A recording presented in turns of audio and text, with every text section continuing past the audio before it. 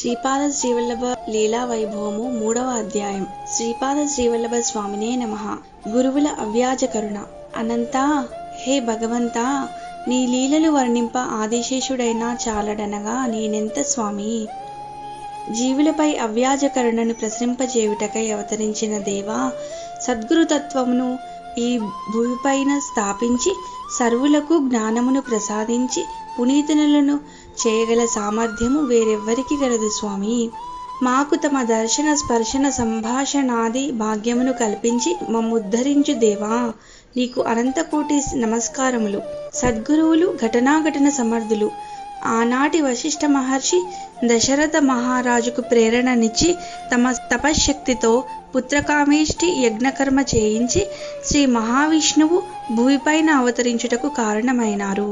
తన్మూలమున రాక్షస సంహారం జరిగి భూభారము తగ్గి శాంతి పరిరక్షణ జరిపించారు. ద్వాపరయుగంలో వేదవ్యాస భగవానుడు గాంధారి యొక్క గర్భము విచ్ఛిన్నమై 101 శకలములుగా విడిపోగా ఆ భాగాలన్నింటినీ నేతి కుండలలో భద్రపరిచి తన అద్భుత తపశ్శక్తితో అన్నింటికీ రూపమును ప్రాణమును ప్రసాదించుటే కాక వారందరినీ మహాబలాఢ్యులుగాను వీరాది వీరులుగాను అనుగ్రహించడం జరిగింది. గురువనగా బ్రహ్మ విష్ణు మహేశ్వరుల సమిష్టి రూపమని నిరూపించినారు. కలియుగంలో సద్గురువుల అవసరం ప్రతి వ్యక్తికి ఉన్నదని బ్రహ్మదేవుడు కలి బ్రహ్మ సంవాదంలో సూచించారు. శ్రీపాద శ్రీవల్లభుల వారు జగద్గురువులై అవతరించారు కావున వారి లీలలు అమోఘం. వాటిని వినిపించి మమ్ము కృతార్థులను చేయండని పూజ్య శ్రీ విఠల్ బాబా వారిని ప్రార్థించగా ఇట్లు ప్రారంభించినారు. శ్రీపాదరాయ సద్గురుత్తమ కార్యకారణ స్వరూప, నీ సంకల్పమే గురుభక్తి ప్రదీపనమనర్చుటతో ప్రాచుర్యం పొందినది. నీ అడుగుజాలలలో నడుచుచున్న మా యొక్క సర్వరక్షణాభారము నీదే. నీవు పలుకమన్న పలుకును పలికదను. నీకన్నా అన్యమేదియూ లేదు. ఈ విశ్వస్వరూపుడవే నీవు. హే విశ్వరూప, మాపై నీ కరుణారసమును ప్రసరింపచేసి నీ లీలలను సంపూర్ణంగా దర్శింపజేయ వేడుచున్నాడీ విఠలుడు అని కన్నులు మూసి ప్రార్థించి ఇట్లు చెప్పదొడంగిరి. ధార్మికులారా, శ్రీపాద స్వామి వారికి ఆతిథ్యమిచ్చిన ఆ బ్రాహ్మణులు ఆనంద పరవశులైరి. సాయంకాలము తమ అనుష్ఠానములు కొరకై శ్రీపాదుల వారు పశ్చిమ వైపునకు వెళ్ళగా వీరు ఉత్తర దిక్కునకు వెళ్లి స్నానాధికములు ముగించుకుని గ్రామస్తులు పంపిన పాలు పళ్లతో ఆనాటి అల్పాహారమును ముగించిరి. శిష్యులందరూ వారి చుట్టూ చేరి ఆసీనులు కాగా గోవింద భట్ ఈ విధంగా తను ఆనందమును వివరించసాగాడు. మిత్రులారా, దత్త సాంప్రదాయ గురువులు మహాత్ములు అవధూతలు చిత్ర విచిత్రమైన రీతులలో శిష్యులను పరీక్షించుతారని గ్రంథాలలో చదివాను. మరియు శిష్యులు గురుతత్వము నెరిగి ఓర్పుతోనూ శ్రద్ధతోనూ భక్తితోనూ సేవిస్తేనే ఆ మహాత్ముల నిజతత్వము దర్శనము అనుగ్రహము సంపూర్ణంగా లభిస్తుందని చెప్పబడింది. శిష్యుడు ఆ విధంగా పరీక్షలు నిలవలేకపోయినా, ఓర్పు కోల్పోయినా, శ్రద్ధ లోపించినా వారి అనుగ్రహం పొందటం దుర్లభం కాగలదు. దత్తగురువులను ఆరాధించే శిష్యులు తమ సర్వస్వమును త్యాగం చేసి వారి సన్నిధిలో వినయమును, భక్తి, ప్రేమ, దయ, సత్యవర్తనములతో నివసించాలి. సర్వజీవులు యందు ప్రేమ, అనుగ్రహము, దయ కలిగి ప్రవర్తించాలి. ఈ ప్రకారం సేవించే వారికి గురువుల స్పర్శ ద్వారాను, వాక్కుల ద్వారాను, దృష్టి ద్వారాను చేయబడే అనుగ్రహం శక్తిపాతమై భక్తుల యొక్క శిష్యుల యొక్క శారీరక మానసిక సమస్యలను నివారించి వారికి రాబో విపత్తుల నుండి కూడా రక్షణ కల్పించబడుతుంది. ఈ సాంప్రదాయ గురువులు లభించుట, వారి శిష్యులుగా చేరుట ఎన్నో జన్మలలో చేసుకున్న పుణ్యఫలం వల్లనే సంభవిస్తుంది అని ఎందరో చెప్పగా విన్నాను. మనకు అటువంటి ఏ పరీక్షలు లేకుండా శ్రీపాద స్వామి సాక్షాత్ దత్త గురువు అద్భుత దర్శనాలు కలిగించారు. నా అంత అదృష్టవంతుడు ఉండడనిపిస్తుంది అని గోవింద భట్టు గారు దత్తవాత్సల్యాన్ని కొనియాడారు. అప్పుడు శ్రీ పాండురంగ విఠల భట్టు గారు ఇట్లు ప్రవచించారు. అవును మిత్రమా, నేను కూడా పురాణముల యందు చదివాను. దత్త సాంప్రదాయ గురువులు శిష్యులను ఉద్ధరించే విధానమే ఒక విశిష్టమైన విధానం విధానము. వారు మొదట శిష్యులను ఆర్థికంగాను, ఆదిభౌతికంగాను, ఆధ్యాత్మికంగాను తీర్చిదిద్దుతారు. తర్వాత వారంతట వారే క్రమంగా ముక్త సంగులయ్యే విధంగా చేస్తారు. ఇంకొక విశేషం ఏమిటంటే దత్త సాంప్రదాయ గురువులు ఎన్ని జన్మలైనా సరే శిష్యులను వెంట నుండి కాపాడుతారు. ఈ సాంప్రదాయంలో ఒక గురువు వద్ద సేవకుడైన శిష్యునకు ఎక్కడకు పోయినా ఏ గురువుకు నమస్కరించినా స్వీకరించేవాడు శ్రీ దత్తుడేనన్న భావం పటిష్టంగా ఉండాలి. కావున శ్రద్ధతో, ఓర్పుతో సమర్థులైన గురువును సేవించి ముక్తిని పొందాలని చెప్తారు. మరి ఒక విశేషం ఏమిటంటే ఈ సాంప్రదాయంలోని శిష్యులు ఏ గురువునైనా ఏ దేవతనైనా దర్శించినప్పుడు అందులో తమ గురు రూపాన్నే చూచుకుంటారు. వీరిని దత్త సాంప్రదాయకులైన గురువులు సదా రక్షిస్తూ ఉంటారు. ఈ విశేష భావాన్ని అనేక ఇతిహాసాల ద్వారా తెలుసుకున్నాము. ఈ రోజు ఆ వాక్యాలు అనుభవంలోనికి వచ్చినాయని సంతోషంతో గొంతు దగ్ధమవుతుండగా చెప్పారు. తర్వాత చిదంబర శాస్త్రి సత్యం సత్యం పునః సత్యం అంటూ, మిత్రులారా నిజమే, శ్రీ దత్తస్వామి దర్శనము బహు సులభమని కొందరు చెప్తారు. ఆయన కృప దర్శనము బహు దుర్లభమని కొందరు చెప్తారు. ఈ సాంప్రదాయ గురువులు తమ దరి చేరిన శిష్యులను అనుగ్రహించే విధానంలోనే విశిష్టత ఉన్నమాట వాస్తవమే. ముందుగా వారు శిష్యులకు జటిలమైన అనగా బరువైన అర్థం కాని వేదాంతం బోధించరు. వారు చెప్పేవి అనుభవ పాఠాలు. శిష్యుల సమస్యలను, బాధలను తీర్చే ఉపాయం చెబుతారు. కానీ ఇల్లు, వాకిలి, ఆలు, బిడ్డలు, బంధాలు కావున వాటిని వదిలివేయమని చెప్పరు. ఎవరి బాధ్యత ఎంతవరకు నిర్వహించాలో చెప్తారు. నిర్వహించడానికి శక్తి చాలక బాధపడే శిష్యులకు ధైర్యం చెప్పి నిర్వహింపచేస్తారు అని కూడా నేను కొన్ని గ్రంథాలలో చదివాను. కొన్ని సమస్యలకు పరిష్కారం సూచించి ముందుకు నడుపుతూ కర్మ సిద్ధాంతాన్ని, దానిలోని సూక్ష్మార్థాలను వివరించి బోధించుతారు.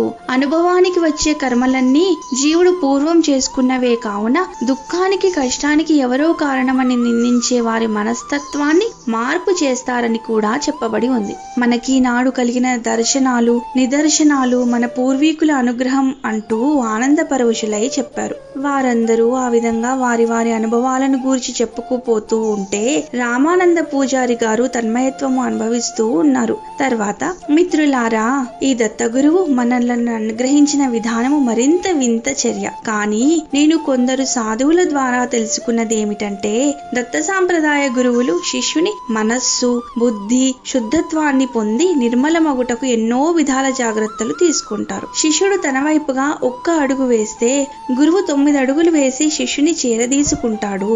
అదృశ్యంగా శక్తిపాతం ద్వారా శిష్యుని అంతరంగంలో నిద్రావస్థలోనున్న శక్తిని జాగృతం చేస్తారు. అతని జ్ఞానాన్ని చైతన్యవంతం చేసి పరమోత్తమ జ్ఞానిగా తీర్చిదిద్దుతారు. వారు ఇట్లు చేస్తారని నోటితో చెప్పేదానికన్నా చేసేదే ఎక్కువగా ఉంటుంది. ఆధ్యాత్మిక పురోగతిని పొందిన శిష్యుడు తన స్థితికి, తన ప్రజ్ఞకు తానే ఆశ్చర్యపోయి ఇది తనలో పనిచేస్తున్న గురుకృప అని గమనించుకోవాలి. లేకుంటే అహంకార రక్కసి కోరల్లో చిక్కుకుంటాడు. సచిష్యుడైతే లోకంలో కీర్తి ప్రతిష్టలు పొందుతాడు. కానీ నాకు ఈనాడు దత్తానుగ్రహం ఇంత సులభంగా లభించింది. ఇదంతా మా పాండురంగ విఠల భట్టు గారి వల్లనేనని నేను అనుకుంటున్నాను. మరియు పండరీవాసుడైన విఠలుని దయ వల్లను నన్ని అదృష్టం వరించింది.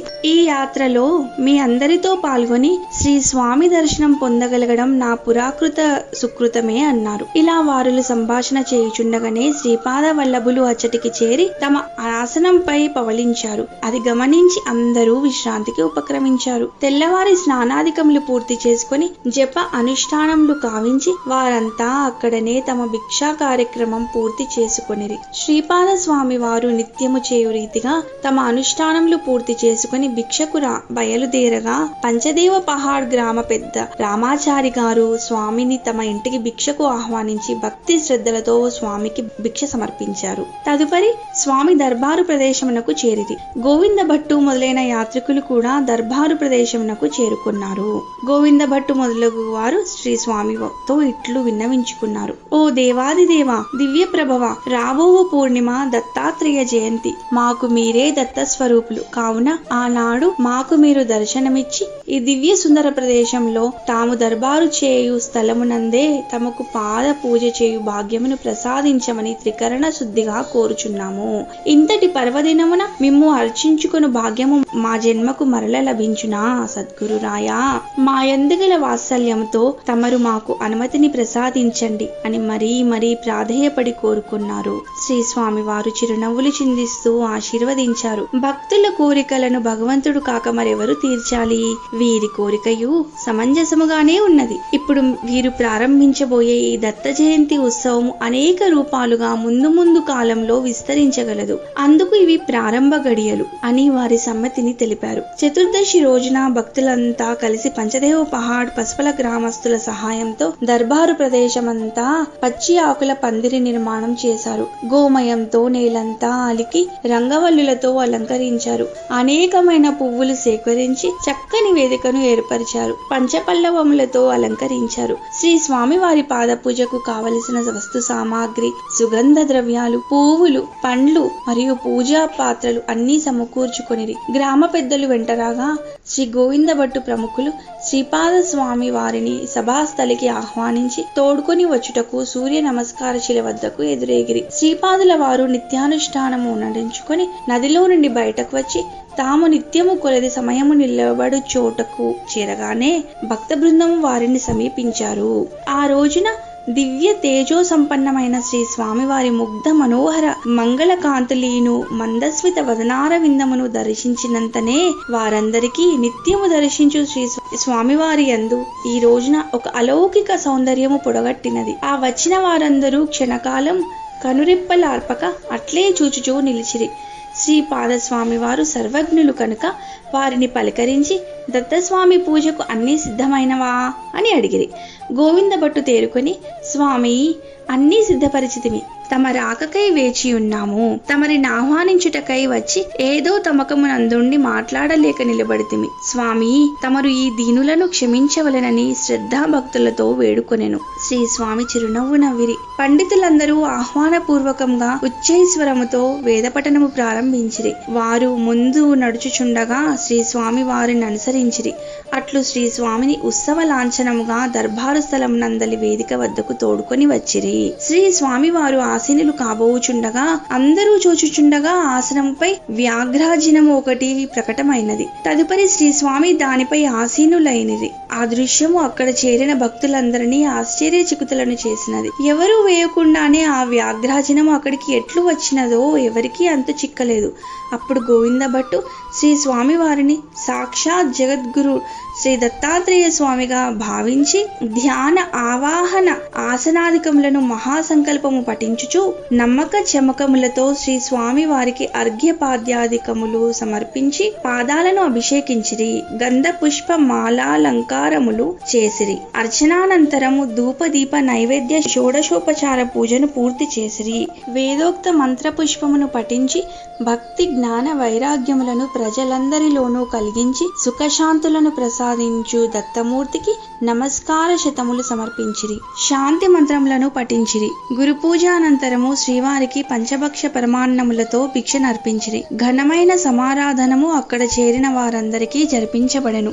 వచ్చిన వారందరూ తృప్తిగా భుజించిన పిమ్మట మిగిలిన పదార్థములు కృష్ణానదిలో జలచరములకు అర్పించబడెను. ఈ పూజా కార్యక్రమం మరియు భిక్షా కార్యక్రమముల అనంతరము శ్రీ స్వామివారు అందరికీ ఆశీస్సులుచ్చి కురుపురమును చేరినారు. గోవింద భట్టు తదితరులు కూడా స్వామివారితో ఆ సాయంత్రం గడపలేనని నదిని దాటి కురోపురము చేరుకున్నారు. ఆ రాత్రి అంతయు భజన సత్సంగములతో గడిపారు. దత్త జయంతి ఉత్సవాలు పూర్తి చేయబడినాయి.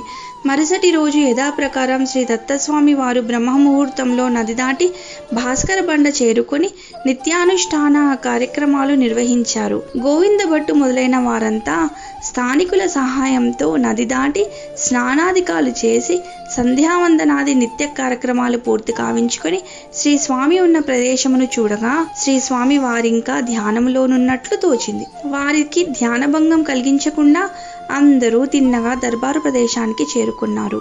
అంతకుముందు వారికి కలిగిన దర్శనాలను తలుచుకుంటూ మరల స్వామి అనుగ్రహాన్ని నెమరువేసుకోసాగారు. వారందరూ ఆ విధంగా ఆనంద పరవశులై ఉండగా ఆ కూర్చున్న వారిలో ఆంజనేయ శర్మ అను మందబుద్ధి అయిన బ్రాహ్మణ బాలుడు కూడా ఉండెను. యాత్రా బృందము పంచదేవ పహాడుకు చేరుకోకముందే ఆంజనేయ శర్మ ఆ బృందంలో కలిశాడు. ఆ బృందంలో ఒకడిగా వారితో పాటు కృష్ణానదిలో స్నానమాచరించి వారిని అనుసరిస్తూ ఉన్నాడు. అందరితో పాటు శ్రీ స్వామికి సాష్టాంగ నమస్కారం చేశాడు. వారందరూ శ్రీపాదుల వారి మహిమలు గూర్చి, వారి కరుణాకటాక్షం గూర్చి ఒకరికొకరు చెప్పుకొనుట వింటున్నాడు. శ్రీ స్వామి సాక్షాత్ దత్తస్వామి అని ప్రశంసించుట విన్నాడు. వారి సంభాషణలోని విషయము వానికేమీయో అర్థం కాలేదు. కానీ దత్తగురువులు మహాత్ములు ఆశ్రితుల కర్మలను మెల్లమెల్లగా తొలగించి ఉద్ధరిస్తారని చెప్పుకున్న విషయాలు కొంచెం కొంచెంగా అర్థమైనవి. ఎందుకంటే వాని తల్లి విసుగుతో, నా కర్మ కొద్దీ పుట్టావు, నీ కర్మ కొద్దీ చదువు రాకుండా మూర్ఖుడవైనావు అని నిందిస్తూ ఉంటుంది. తన గ్రామంలో ఇరుగు పొరుగు వారు కూడా వీడు పూర్వజన్మలో ఏదో దుష్కర్మ చేసినాడు, అందుకే గాయత్రి మంత్రం కూడా పలుకలేడు, పుట్టడం అయితే బ్రాహ్మణ కులంలో పుట్టాడు, ఏమి ప్రయోజనం, వీడిది అజాలగస్తం అనగా మేక మెడచున్న వంటి జన్మ అంటూ నిందిస్తూ ఉంటారు. వాడు ఏమీ పని చేయడం కూడా చేత కానివాడు. వాని అదృష్టం కొద్దీ 7 రోజులు ఈ యాత్రా బృందంతో ఉంటూ వారితోటే తింటూ వారి మాటలు వింటూ గడిపాడు. నిత్యము శ్రీపాద స్వామిని దర్శించుకునేవాడు. అదే వాడు చేసిన పుణ్య విశేషం. తదుపరి శ్రీ స్వామి అతనిని ఏ విధంగా ఉద్ధరించారో తెలియగలదు. అసలు పాండురంగ విఠల భట్టు మరియు చిదంబర శాస్త్రి ప్రముఖులు వారి శిష్యులకు అర్థమయ్యే రీతిలో స్వామివారి ప్రభావాన్ని వివరించి చెప్పారు. వారు చెప్పే సమయంలో గ్రామస్తులు కూడా కొందరు విన్నారు. అంతలో శ్రీ స్వామి తమ అనుష్ఠానమును సూర్య నమస్కారములు ముగించుకొని దర్బారు ప్రదేశమునకు వచ్చి చేరినారు. శ్రీ స్వామిని చూస్తూనే భక్తులంతా లేచి క్రమశిక్షణతో ఒకరి తర్వాత ఒకరు వచ్చి సాష్టాంగ నమస్కారములు చేసి ఇట్లు చెప్పిరి. స్వామి, మీ సన్నిధిని వదలలేకపోవచుంటిమి అని గోవిందభట్టు దీనముగా పలికెను. స్వామి సన్నిధిలో తాము అనుభవించిన అనిర్వచనీయమైన ఆనందము మరల ఎప్పుడు లభించునో అని చిదంబర శాస్త్రి పలికెను. పాండురంగ భట్టు ఈ విధంగా పలికెను. ఓ కృపానిధి జ్ఞానసాగర, నీ అమృత దృష్టిచే మా పురాకృత సుకృతములు ఫలించినది. అద్భుతమైన దివ్యానుభూతి కలిగించారు. ఈ విధంగా దర్శన, స్పర్శన, సంభాషణ భాగ్యము పొందగలిగితిమి. మాకు ప్రసాదించిన ఈ దివ్యానుభూతుల స్మృతిని ఎల్లప్పుడూ ఉండునట్లు అనుగ్రహించుమని వేడుకొనెను. రామానంద పూజారి ఇట్లు విన్నవించెను. మీ ఆశీస్సులు, ఆదేశములు తీసుకొని మేము తిరిగిపోవలసి ఉన్నది. కాని పోవుటకు మనసు రాకున్నది. దయానిధి, మమ్ములను ఇదే విధంగా సర్వదా రక్షించుము అని వేడుకొనెను. దేవా, మాకు అవసరమగు జ్ఞానమును బోధించి శాంతిని కలిగించి పరమలక్ష్యమును తెలిపి గమ్యము చేర్చు భారము నీదే తండ్రి అని ప్రార్థించను. శ్రీపాదుల వారి దివ్య ప్రబోధం. శ్రీపాదస్వామి వారు వారం రోజులుగా ఈ భక్తుల మానసిక స్థితిని అనగా ఆవేదనను, ఆనందమును కూడా తెలుసుకుంటూనే ఉన్నారు. ఇప్పుడు వారు స్వస్థానమునకు ప్రయాణమైపోవలసి ఉన్నది. కావున వారి మనసుకు సుస్థిరమైన శాంతిని అనుగ్రహించి ఆశీర్వదించి పంపవలసి ఉన్నది. కావున శ్రీ స్వామి వారిట్లు వారికి బోధించినారని శ్రీ బాబా గారు వివరణ ప్రారంభించారు. అప్పుడు శ్రీపాదస్వామి ఆ భక్తులను ఉద్దేశించి, ధార్మికులారా, నిజ భక్తులారా, ఎంతో కష్టపడి గురుదర్శనమునకు వచ్చినారు, నిజానందమును పొందినారు. మానవ జన్మ సృష్టిలోని సమస్త జీవరాశులలోనూ ఉత్తమమైనదిగా చెప్పబడినది. ఎందులకంటే ఈశ్వరుని కరుణను, లీలా విశేషములను గ్రహించుటకు తగిన బుద్ధి, జ్ఞానమును ఈ మనుష్య శరీరంలో ప్రసాదించబడి ఉన్నది. ఇటువంటి నరజన్మను పొందిన జీవుడు ప్రకృతి అందుగల సమస్త జీవులను గమనించి తన దేహము యొక్క ఔన్నత్యంను గ్రహించవలెను. జన్మ మరణముల గురించి తెలుసుకునవలెను. దీనికి అత్యంత జిజ్ఞాసతో అన్వేషించి సరి అయిన సమాధానము కొరకు వేగిరపడవలెను. భగవంతుని నిరంతరం చింతించవలెను. అట్లు మనసును, బుద్ధిని అంతర్ముఖమనర్చి ప్రార్థన చేయు మానవునికి భగవత్కృప వలన సద్గురువు మానవ రూపంలో లభించగలడు. అట్లు లభించిన తర్వాత భగవంతునికి సద్గురువునకు భేదమెంచక ఏమరక స్మరించి ఆ సన్నిధిని అనుభవించుట నేర్వవలెను. గురుని సామర్థ్యమే ఆ భక్తుని ద్వారా సర్వకాల సర్వావస్థల యందును ప్రకటితం కాగలదు. అప్పటి వరకు జీవుడు ఆచరించిన దుష్కర్మల ప్రభావము భస్మీభూతమగును. సకల యోగ సాధనాల వలన కలుగు లాభము ఆ క్షణమందే ఇట్లు పరిపక్వత నొందిన జీవునకు ప్రాప్తించును. సమర్థ సద్గురుని సన్నిధిని నిరంతరం మానసికంగా అనుభవించే వానికి ముఖ్యంగా క్షమ, శాంతి, విరక్తి, వివేకము, దానం, దయ, క్షమ, దమాదులన్నీ వేరువేరుగా సాధించే పని లేకనే సహజంగా ప్రాప్తించును. మోహమనున్నది దరికి చేరదు. తనలోని మార్పులను తాను గ్రహించినా గ్రహించకపోయినా ఇతరులకు ఆ మార్పులు ప్రస్ఫుటంగా కనిపించును. ప్రతి క్షణం తలంపులలోనూ చేతలలోనూ అద్భుతమైన మార్పు కలుగును. మృత్యుభయం నుండి అతడు దూరం మగుచున్నాడు. అటువంటప్పుడు ఈ కనిపించే ప్రకృతిలో ఏ శక్తులు అతనిని భయపెట్టలేవు. సమర్థ సద్గురుని సేవించే ఉత్తమ సాధకునకు అసాధ్యమన్నది లేదని నమ్మండి. ఆధ్యాత్మికము లౌకికములను వేరు చేసి చూడవద్దు. దృష్టిని సద్గురుని యందు లేక భగవంతుని యందు నిలిపినప్పుడు నిర్భయంగా క్షేమముగా లోకయాత్ర జరిగిపోవును. అతడేది సాధించవలెనని సంకల్పించినో అది ఎదుట ప్రత్యక్షం కాగలదు. ఆ స్థితిలో దైవ సంకల్పము మానవ సంకల్పములకు భేదం అన్నది ఉండదు. దైవమే ఈ విధమైన ఉత్తమ మానవుల ద్వారా ధర్మ సంస్థాపనమునకు సంకల్పించి లోకహితము చే ప్రారంభించును. పరమాత్మను నిజముగా యోచించి సర్వ హృదయాంతర్వర్తిగానే ఉన్నాడు అని తెలుసుకొని నమ్మితే చాలు, అంతటా ఆయన దివ్య దర్శనం లభిస్తుంది. దర్శనమే కాదు, ఆ దివ్య శక్తి సాక్షాత్తుగా అక్కడ ప్రకటమవుతుంది. ఆ స్థితిని పొందిన మరుక్షణం భగవంతుని దివ్యవాణి వినిపిస్తుంది. కర్తవ్యం చక్కగా అవగాహనకు వస్తుంది. ఆ పరాత్పరుని శక్తి ఈ శరీరాల ద్వారానే అద్భుత ప్రభావాన్ని ప్రసరింపజేసి సర్వులకు ఉపకారం జరిపిస్తుంది. అటువంటప్పుడు ఆ అనుభూతి తన యందేగాక ఎదుటివారి యందును ప్రభావమును చూపును. ఆ పరమాత్మ యొక్క నిగూఢ శక్తిని తన శక్తిగా భావించినచో అహంభావము చోటు చేసుకుని పతనమునకు దారి తీయును. కాబట్టి నిరంతరం అహంకారదూరులుగా ఉండి పరమాత్మ దివ్య చైతన్యంతో ఐక్యమయ్యుండుటయే కర్తవ్యం. స్వాభిమాన మానవ సంఘంచే పరిత్యజించబడిన దీనులు, హీనులు, పాపులు, పతితులైన వారి ఎడ పరమాత్మని కరుణ తప్పక కలుగును. అట్టి వారిని దైవ సాక్షాత్కారము, గురు సాక్షాత్కారమును పొందిన వారు తప్ప ఎవరు దయ చూడగలరు?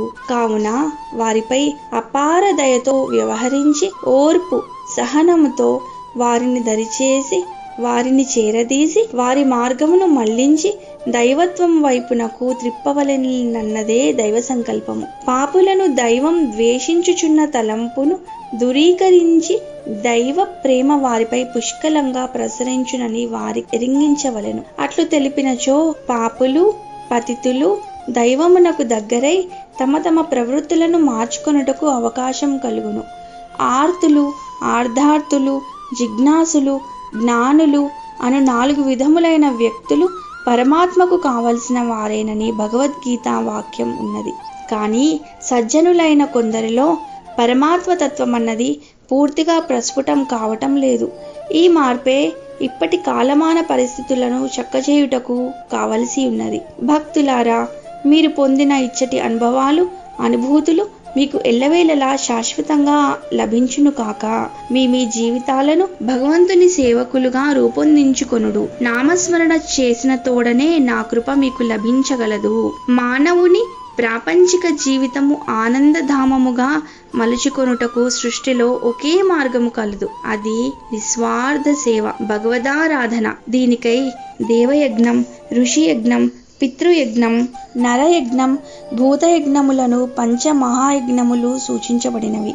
ఇవి కాక దేవతారాధనము, తల్లిదండ్రుల సేవ, మహాత్ముల సేవ, అతిథి సేవ, సర్వజీవరాశుల యందు భూత దయతో వర్తించుటయనున్నవి కూడా పంచయజ్ఞములే.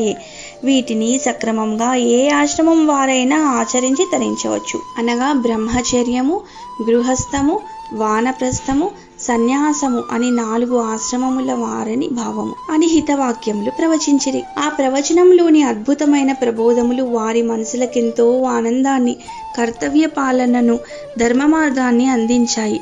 అందరూ ముగ్ధులయుండగా గోకర్ణ క్షేత్రవాసి అయిన గోవిందభట్టు పారవశ్యంతో దిగంబరా దిగంబరా శ్రీపాదవల్లభ దిగంబరా అంటూ పెద్దగా నామం చేస్తూ అందరితో పలికించాడు. వారితో శ్రీ స్వామివారు కూడా ఆ నామాన్ని బిగ్గరగా చేశారు. అందుకే అది అద్భుతమైన తారక మంత్రంగా రూపొందినది. చివరకు అఖిలాండ కోటి బ్రహ్మాండ నాయక రాజాదిరాజ యోగిరాజ పరబ్రహ్మ సమర్థ సద్గురు శ్రీపాద శ్రీవల్లభ స్వామి వారికి జయము జయము అని జయనాదం చేశారు. శ్రీపాద స్వామి ప్రసన్నవదనులై అందరినీ ఆశీర్వదించారు. ఆనాడు ఆ మహాభక్తుని నోటి వెండి అప్రయత్నంగా ఉచ్చరించబడిన ఆ దివ్య మంత్రము అనగా దిగంబర దిగంబర శ్రీపాదవల్లభ దిగంబర నాటి నుండి నేటి వరకు అందరి చేత నిత్యం జపించబడుతోంది. తదుపరి భక్తులకు తారక మంత్రంగా గోవిందభట్టు చిదంబర శాస్త్రి గారల ద్వారా ప్రచారం చేయబడినది. ఈ మంత్రం చేసి ఎందరో శ్రీ దత్త దర్శనం పొంది తరించినారు. నేడు ఈ దివ్యమైన మహామంత్రము సర్వజనులకు ఆధారమైనది. ఇటువంటి దివ్య మంత్రమును మొదటిసారిగా పలికిన ప్రదేశమే శ్రీపాద వల్లభుల దర్బారు ప్రదేశం. అది నేటి శ్రీపాద శ్రీవల్లభాపురం. కొలదిసేపట్లో పంచదేవ పహాడ్ పసుపల గ్రామ పెద్దలు అచ్చటికి వచ్చారు. వారు కూడా ఆ నామం వింటూ ఆ భజనలో లీనమై కొంతసేపు నామం పలికారు. శ్రీ స్వామి ఆపమని చేసైగ చేయగా అందరూ నిశ్శబ్దంగా కూర్చున్నారు. ఈ అధ్యాయం చాలా పెద్దదిగా ఉండడం వలన 2 భాగములుగా చేసి ఈ అధ్యాయాన్ని ఇంతటితో నిలిపివేసి 2వ భాగాన్ని వచ్చే వారం చదువుతాము.